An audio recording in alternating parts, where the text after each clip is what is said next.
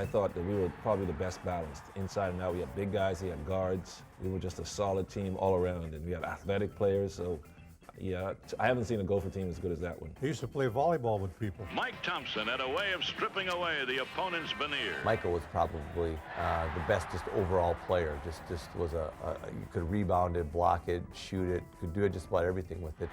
You know, Michael by far was, I think, the best player that's ever played in Minnesota. As a starting guard for Minnesota for the past 4 seasons, I've come to appreciate the life of Minnesota. Flip was a very intelligent player, ran the stuff, really knew what he was doing out there. Was kind of a coach on the floor. Even 6'2" Goose Lockhart savored the flavor of the dunk.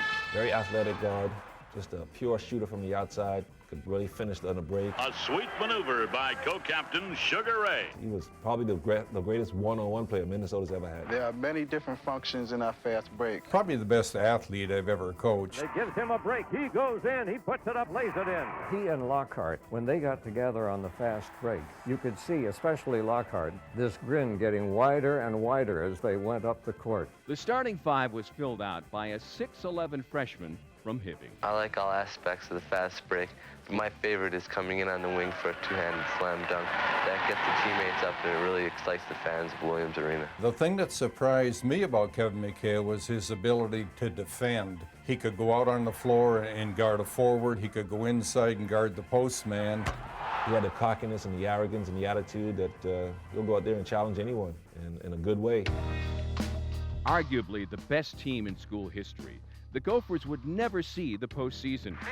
Cited for NCAA infractions during the Bill Musselman era, the program was still on probation. Hey, it's our ball game. Let's go out and take it now. But Minnesota built its reputation as a national power with a difficult non-conference schedule. The two heavyweights were Detroit and Marquette. I remember going to Detroit, and that was a very athletic team with Terry Tyler, John Long. They had some good athletes on Detroit's team.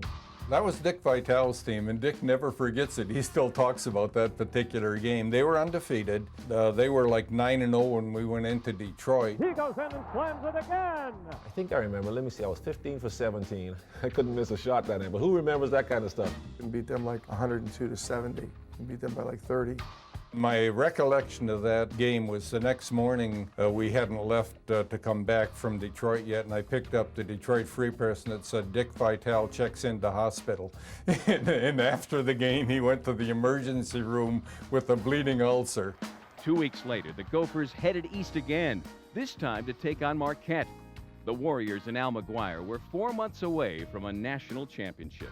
Bo Ellis, Jerome Whitehead, Butch Lee, all these great players. And we went there, we just went there and took care of business. Al McGuire on the sidelines, and it was a great surroundings, like a playoff game. With a clean break, goes in and stuck the ball. Pounded him. We were up big. We ended up winning. It ended up being pretty close down the stretch, but we were up. I think halftime was like 40-18.